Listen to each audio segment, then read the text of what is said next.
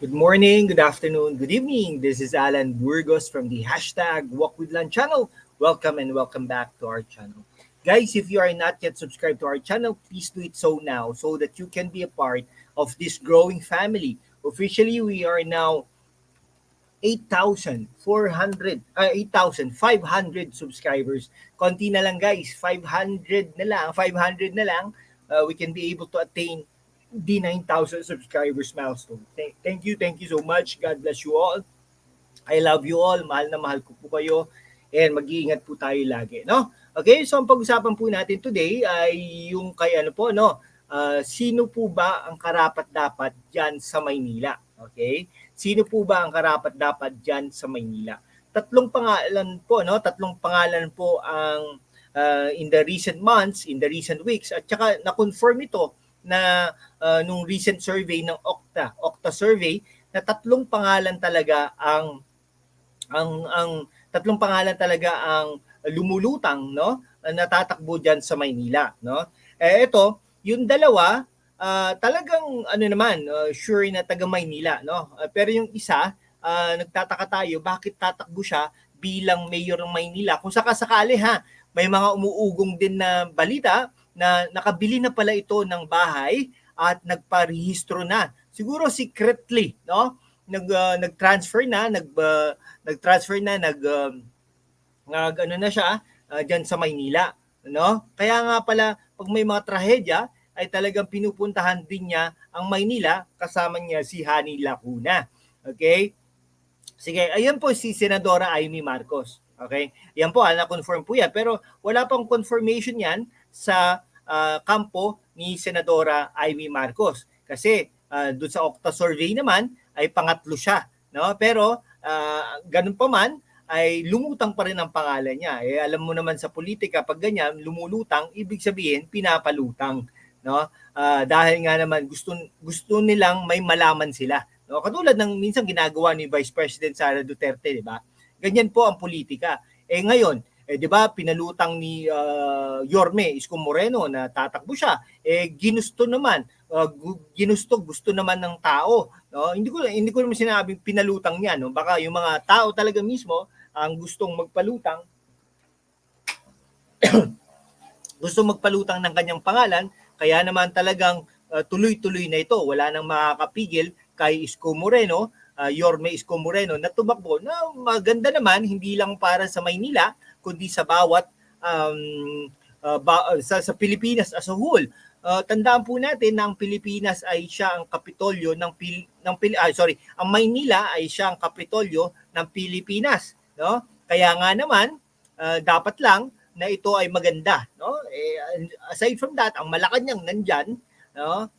Sana ang ini-envision natin sa Maynila ay parang Singapore ba, no? Kapital, no? Pwedeng maglakad, may mga parke diyan, no? Kunwari maglalakad ka ng Welcome Rotonda hanggang City Hall, pwede, maaari.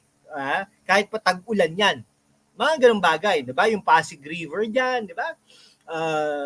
Intramuros. Pero bago ka naman mapunta sa mga lugar na ito, no, dapat mo dumaan, no, sa Maynila. At saka may mga sakop kasi, kunwari ang Intramuros per se, hindi naman hindi naman Maynila per se yan, no? Pero yung mga dadaanan mo at may mga tao diyan sa loob, 'di ba? May mga informal settlers diyan sa loob, may mga eskwelahan, 'di ba? Mga taga Maynila mga nandiyan. At saka, syempre mga local tourists at saka international tourists, masasabi mo na dapat secured. Pero hindi po ganoon, no? So tatlong pangalan po ang nagano diyan, no, lumulutang. Ang unang-unang lumulutang diyan, syempre yung incumbent, 'di ba? Dahil yung incumbent ay siya nga naman ay nandiyan na siya, no? At isang termino pa lang, no? Pero yung mga ibang mayors ay talagang napakalakas, no, sa kanilang mga sinasakupan, at saka yung mga bumabalik ay nawawala na talaga, no? Diyan sa Caloocan nangyayari yan, no? Pag ikaw ay mahina at hindi ka na tumakbo bilang mayor, pagbalik mo wala ka ng pwesto. Nangyari kay Malonzo, kay Echeverry, sino pa ba? Ayun, yung mga yun. Akala natin si Malapitan ganun din, pero pumalit yung anak. Anyhow, ano siya no? Nandiyan na si Mayora kasi, kaya tatakbo talaga yan. Ngayon, ang tanong natin, sino po ba ang karapat-dapat? Ay, simpleng-simple lang naman no. Unang-una, pero depende rin yan sa priority.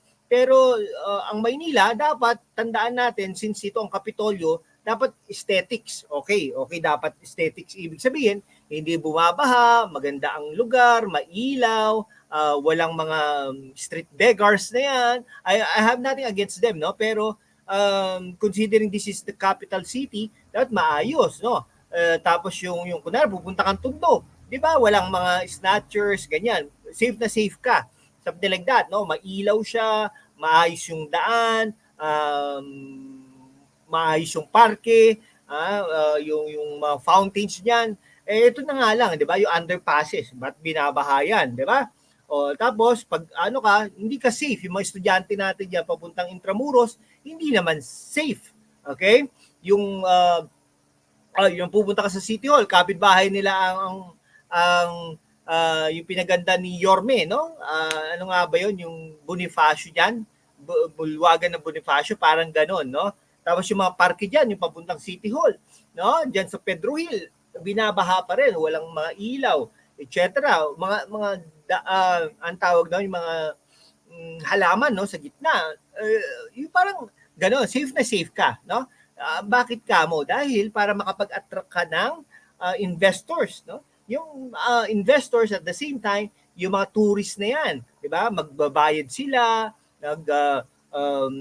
ang tawag doon, kakain sila, bibili sila ng mga souvenir, tapos naman yung mga fast food chain, mga itong companies ito, magbabayad naman ng taxes.